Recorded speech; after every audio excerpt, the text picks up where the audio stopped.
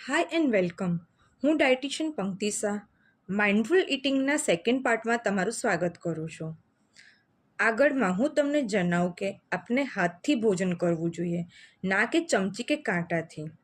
આપણા હાથમાં 4 આંગળી અને એક અંગૂઠો છે.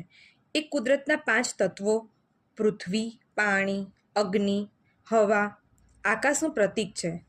હાથથી ભોજન કરીશું તો આપણને ભોજન કેવું છે તે પારખી શકીશું અને તેનો આનંદ લઈ શકીશું. સૌથી મહત્ત્વનું, આપણા હાથમાં સારા બેક્ટેરિયા હોય છે જે ભોજન પચાવવામાં આપણને મદદ કરે છે. પાણી. જમવા બેસીએ તેના 10 મિનિટ પહેલાં અડધો ગ્લાસ પાણી પીવું હોય તો પી શકાય છે. જમતી વખતે અડધો ગ્લાસ પાણી પીવું હોય તો લઈ શકાય છે અને જમ્યા પછી 1 કલાક પછી 1 ગ્લાસ પાણી પી શકાય છે. આજકાલ લોકો જમવાની સાથે કાર્બોનેટેડ ડ્રિંક્સ લે છે, જે ન લેવા જોઈએ, જે આપણી પાચન શક્તિ ધીમી કરે છે. છાશ તમે લઈ શકો છો. જમીને 10 મિનિટ હળવું ચાલવું કે કંઈક કામ કરવું. સૂવું કે બેસી ન રહેવું જોઈએ.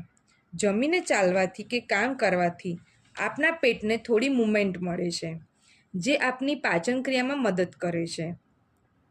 આ પરથી તમને સમજણ થઈ હશે કે માઇન્ડફુલ ઇટિંગમાં તમે ક્યાં પાછા પડો છો કે ભૂલ કરો છો.